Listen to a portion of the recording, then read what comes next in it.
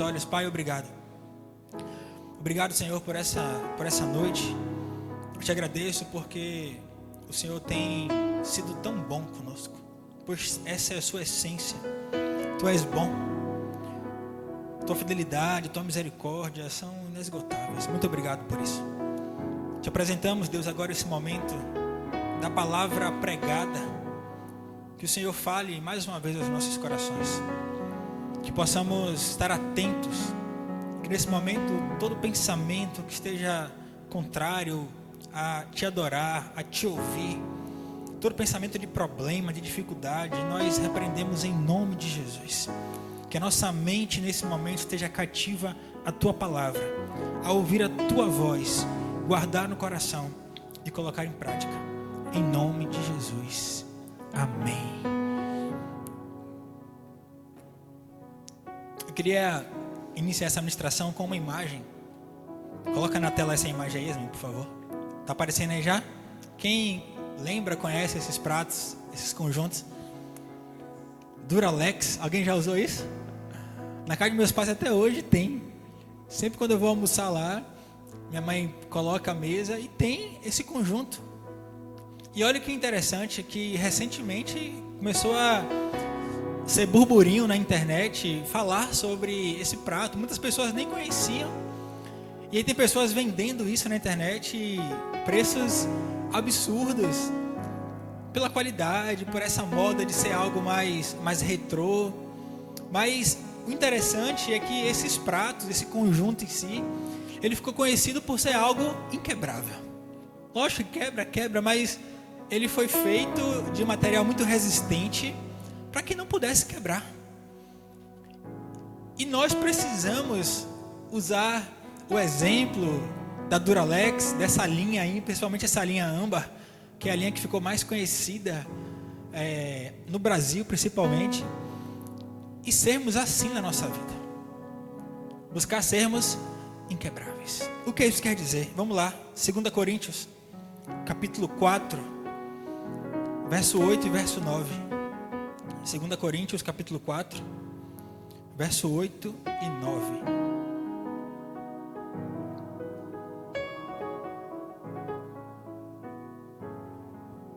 Diz assim: de todos os lados somos pressionados, mas não desanimados. Ficamos perplexos, mas não desesperados. Somos perseguidos, mas não abandonados. Abatidos, mas não destruídos. É dessa forma que nós temos que viver, inquebráveis. Eu sei que em algum momento eu estarei mais frágil. Em algum momento isso vai acontecer de eu fraquejar e de o medo falar mais alto e de eu sofrer alguma coisa. Assim vai acontecer. Por quê? Porque somos feitos de carne e osso. Isso vai acontecer e não tem para onde correr. Agora, quando a gente fala aqui de ser inquebrável, é o que Davi fala lá no Salmo 51. Cria em mim, ó Deus, um coração puro e renova dentro de mim um espírito inabalável. Porque nós passaremos por pressões, sim ou não? Quem aqui passou por pressão essa semana? Todo mundo. De todos os lados somos pressionados, mas não desanimados. E isso muda tudo. Porque o fato de você ser pressionado vai levar você a uma condição. Sim. Quanto mais você se torna ali motivo de prensa de algo ou de alguém, a tendência é que algo saia de você. Se você for observar, por exemplo, todo o processo de produção de azeite de oliva, você vai perceber como é que funciona a prensa. Então, precisa ser ali esmagado. Se você for olhar também o processo do vinho, é a mesma coisa. Você pega a uva e precisa ser ali pisoteada. Hoje em dia tem outras técnicas mais avançadas, mas eu lembro que eu fui para um passeio com Yasmin em uma vinícola e tinha um barril grande assim para você ir e ficar pisando. E é bem interessante o processo mais artesanal de produção de vinho. Mas o que é que tem? Pressão. Só que quando você é pressionado, algo precisa sair de você. Naturalmente isso acontece. E aí fica a pergunta: o que é que tem saído? Bênção ou maldição? Quando você está sob pressão, você está ficando desanimado ou você está tendo bom ânimo? Eu preciso mudar a minha forma de pensar, para que eu olhe para as pressões, eu olhe para a minha vida e o quê? E consiga extrair coisas boas, e consiga viver algo diferente. Muitas vezes ficaremos perplexos. Você vai olhar e não vai acreditar que aquilo está acontecendo. Como foi possível isso acontecer? Eu trabalhei tanto, eu dei o meu melhor, eu me esforcei, eu cumpri a palavra de Deus, e por que isso aconteceu? Ficamos perplexos às vezes com as coisas que acontecem. Mas não fiquemos desesperados. Precisamos compreender que o desespero não é algo de Deus. Pessoas desesperadas, elas têm capacidade de inclusive dar cabo da sua própria vida. Porque o desespero grita. O desespero, ele quer tomar conta de você, e você acaba agindo de forma precipitada, agindo muitas vezes sem pensar. O que é que vai causar? Mais perplexidade. Nós vemos notícias nos jornais e ficamos o quê? Perplexos. Essa semana ficamos perplexos, eu creio que todos ficaram, com aquela cena lá em Lauro de Freitas, de um homem matando a mulher com marreta. Isso é a crueldade do ser humano. É o ser humano sem Deus, que faz simplesmente por fazer. Mas não se desespere, é um Deus que cuida de você. Não se desespere, os anjos do Senhor estão acampados ao nosso redor, nos livrando e guardando de todo mal. O inimigo vai fazer de tudo para colocar medo no seu coração, medo na sua mente, querer te paralisar, fazer com que você não avance. Não se desespere. Não entregue os pontos, confie em Deus. Tenha certeza que Ele tem tudo sob controle. Ele não desiste de você. Ele não está simplesmente ignorando o que está acontecendo na sua vida, não. Ele está vendo todas as coisas. Aí o texto avança dizendo: somos perseguidos, mas não abandonados. Quem já passou por perseguição sabe que não é uma situação confortável, que é algo ruim. Só que há uma promessa, e essa promessa eu busco vivê-la todos os dias, que é a promessa que Jesus nos deu, de que Ele estaria conosco todos os dias, até a consumação dos séculos. Ele é o responsável por cada livramento que nós enfrentamos, que nós recebemos, por cada palavra de conforto, por cada cuidado. Ele, o Deus Todo-Poderoso, tem domínio sobre todas as coisas.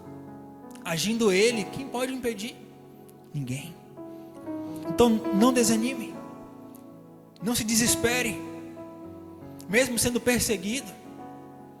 Mantenha sua cabeça no lugar, mantenha seu coração em Deus. Cultive essa paz que excede o entendimento humano, porque é essa paz quem vai guardar o seu coração em Cristo Jesus. E aí Paulo ainda avança dizendo: abatidos, mas não destruídos. Você pode se abater, você pode ficar triste, você pode ficar chateado, é natural, sentimos isso, mas não permita de maneira nenhuma que esses sentimentos te destruam. Acabe com sua vida, acabe com o plano que Deus tem para você. Não, pelo contrário, fortaleça a sua fé, creia em Deus. A provação, ela nos fortalece. Tiago, capítulo 1, do verso 2 ao verso 4, diz assim: meus irmãos, considerem motivo de grande alegria o fato de passarem por diversas provações, pois vocês sabem que a prova da sua fé produz perseverança, E a perseverança deve ter ação completa, a fim de que vocês sejam maduros e íntegros, sem lhes faltar coisa alguma. Se você lê aqui de imediato, você pode até achar estranho. Há um contrassenso aqui. Como assim eu considerar motivo de grande alegria o fato de eu estar passando por provações? Será que Deus tem prazer nas minhas lutas, nas provações que eu enfrento? Não enxergue por esse lado. Tem um meme na internet que mostra a foto de Rambo, né? Quem conhece Rambo aqui, aquele guerreiro, e mostra assim: dizem que Deus confiou suas maiores batalhas para os seus maiores soldados. Aí tem embaixo assim: mas acho que ele me confundiu com Rambo. Porque às vezes está tão difícil, às vezes a prova é tão grande, que você fala: Deus, você não está vendo que eu não estou aguentando mais isso? Porque é uma coisa atrás da outra. Mas aqui Tiago ele diz o seguinte: olha, considerem motivo de grande alegria. Por que isso? Ele explica: pois vocês sabem que a prova, ou seja, a provação da sua fé produz o quê? Perseverança. Você percebe que quanto mais você enfrenta dificuldades e você tem ali o auxílio de Deus na sua vida, você fica mais perseverante, você fica mais forte, você fica mais convicto de quem Ele é na sua vida, do que Ele pode fazer. Por isso eu não posso desanimar, por isso eu não posso enfraquecer a minha fé, entregar os pontos e falar: acabou, para mim não dá mais, eu não aguento mais viver isso. Não, persevere, porque a perseverança deve ter ação completa. A Bíblia diz que aquele que perseverar até o fim será salvo. São essas provações que nós passamos na nossa vida, que muitas vezes são causadas por nós mesmos, pelas nossas escolhas, pelas nossas más escolhas. Mas Deus também nos prova. Deus também prova a nossa fé. Sabe por quê? Porque Ele quer forjar aqui dentro, Ele quer forjar em você um caráter aprovado, o caráter de Cristo na minha vida e na sua vida. Então às vezes eu vou precisar passar sim por lutas, por provações. Agora eu preciso ter a certeza que eu não estou sozinho. Não reclame da provação. Entenda que ali é uma fornalha de Deus para você. Ele está forjando o seu caráter, Ele está forjando a sua personalidade, Ele está te transformando de dentro para fora. Ele está fazendo de você uma pessoa melhor, uma pessoa transformada. Mas não é simplesmente transformada pela circunstância, é transformada pela palavra do Senhor, que mesmo em meio às piores situações, às piores circunstâncias, você avança. O fogo, ele não veio para te destruir, é para purificar. Jesus ele fala sobre uma espécie de batismo com fogo. E quando João Batista está pregando e falando sobre o batismo, ele fala: olha, eu batizo com água para o arrependimento, mas virá alguém, virá outro, que eu não sou digno de desatar-lhe suas sandálias, que ele vai te batizar no Espírito Santo, no fogo. Só que a mensagem de João Batista naquela época ali era para os fariseus, entanto que ele chama aquele povo de raça de víboras. E quando fala daquele fogo específico, ele fala sobre um fogo de condenação. É um fogo que verdadeiramente separa, que queima aquilo. Olha, se vocês não o reconhecerem como o Messias, não cumprirem ali a palavra, vocês serão batizados com fogo. Só que hoje a gente vive uma realidade que as pessoas mudam isso tudo. Existe uma mensagem acerca, para os discípulos, melhor dizendo, de fogo, mas um fogo, como diz aqui, um fogo para purificação. É um fogo para santificação.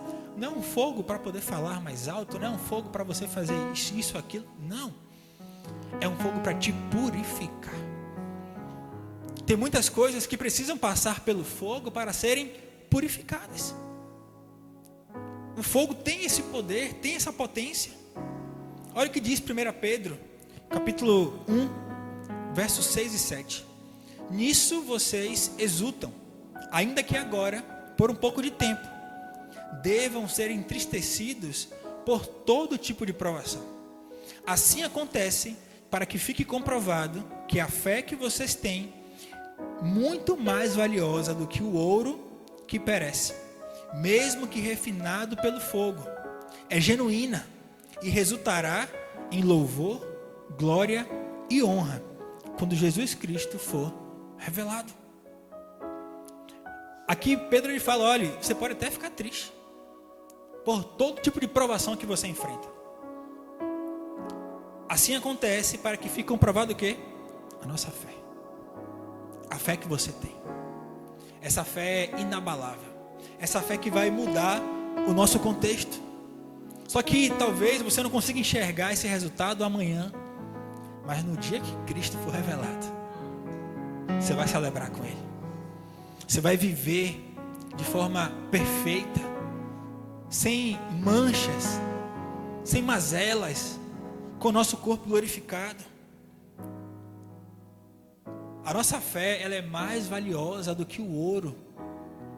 Mas não é ouro simples, aqui diz um ouro que é refinado pelo fogo. Sabe aquele ouro puro? A sua fé, independente do tamanho dela, é mais valiosa do que esse ouro. Então cultive, por isso que a instrução bíblica de que onde está o teu tesouro, ali estará o teu coração. Ou seja, se o meu coração estiver nas coisas palpáveis, já foi.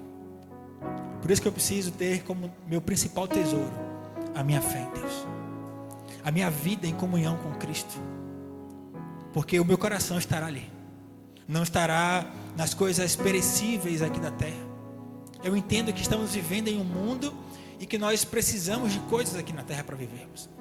Ninguém vai ser hipócrita de falar que não precisa de trabalho, que não tem ali o seu salário, que não precisa pagar coisas. Precisamos disso tudo, mas a nossa fé não pode estar nisso. O motivo da nossa oração principal não pode ser esse. O motivo de estar na casa de Deus não pode ser esse. Tem que ser a minha vida em santidade com o Senhor, querer ver Deus, querer obedecê-lo. O fogo não vem para destruir. Você pode estar enfrentando um momento de fogo, mas creia que o fogo ele vem para refinar você. Ele vem para te purificar, para dizer verdadeiramente de quem você pertence. Você pertence a quem? É ao Senhor? Então passe pelo fogo. Efésios 6, verso 13 diz: por isso, vistam toda a armadura de Deus, para que possam resistir no dia mau e permanecer inabaláveis depois de terem feito tudo. Eu preciso orar e falar: Senhor, me reveste das armaduras espirituais, dessas armaduras que só o Senhor tem, porque essa resistência é algo que vem de dentro, não é simplesmente algo externo. Mas muitas vezes eu posso estar externamente bem protegido, mas o coração totalmente desprotegido. O que é que vale? Não vale nada.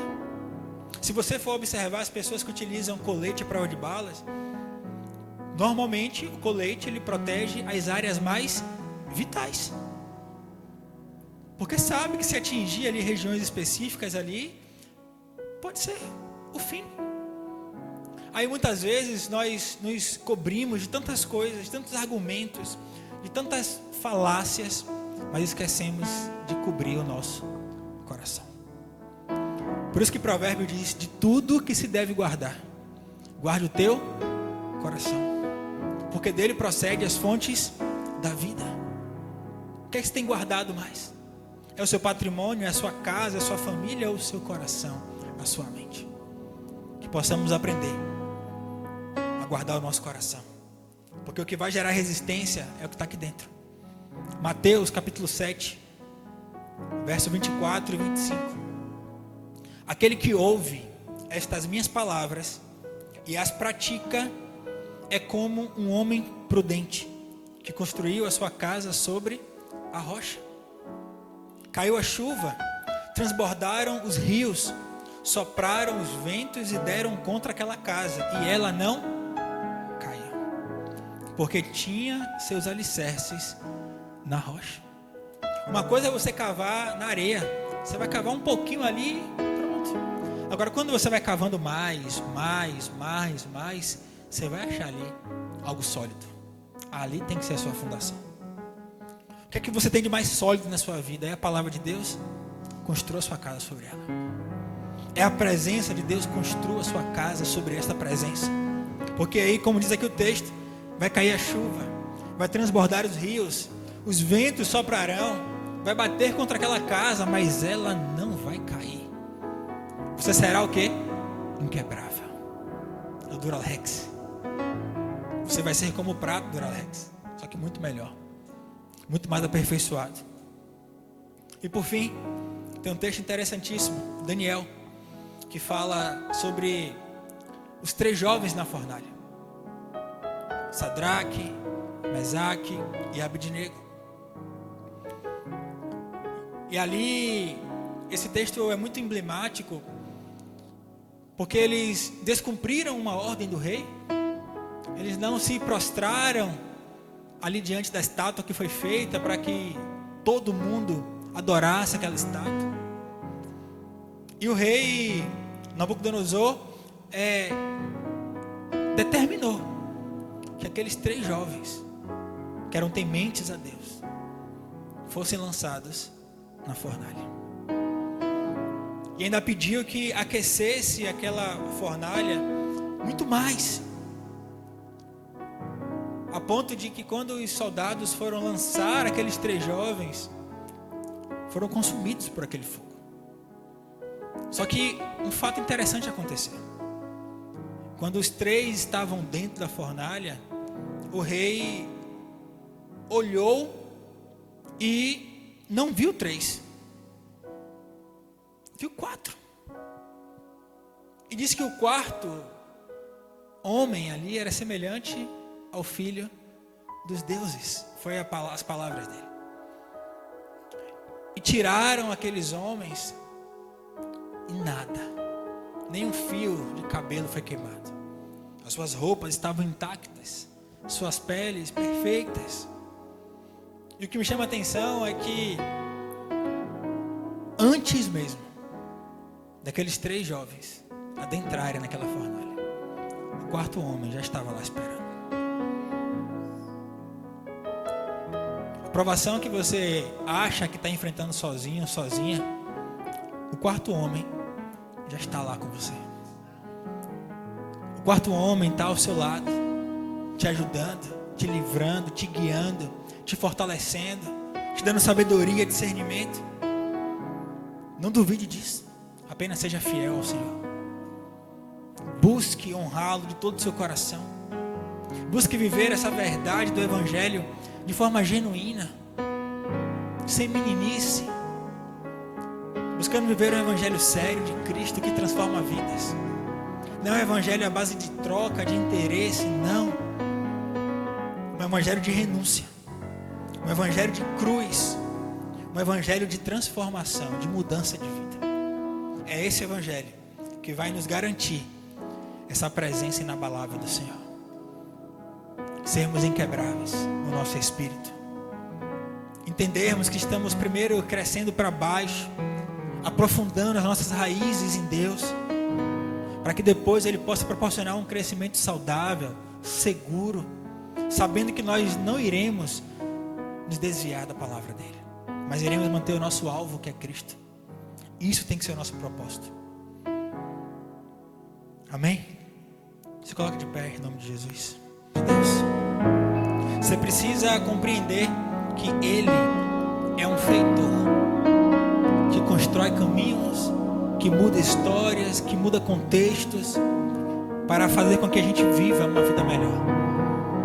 Então, adore ao Senhor, mas ao mesmo tempo que você estiver adorando a Deus, se você quiser também, ore e fale: Senhor, forja o teu caráter em mim. Senhor, me ajuda nessa provação que eu tenho enfrentado. Eu não quero enfrentar isso sozinho, eu preciso do seu auxílio. E eu creio que o Senhor fará uma obra tremenda em nossas vidas. Caso você queira também, fique à vontade, pode sentar, você tem liberdade aqui. Deus, obrigado, Pai. Obrigado pela tua palavra. Obrigado por esse amor incondicional.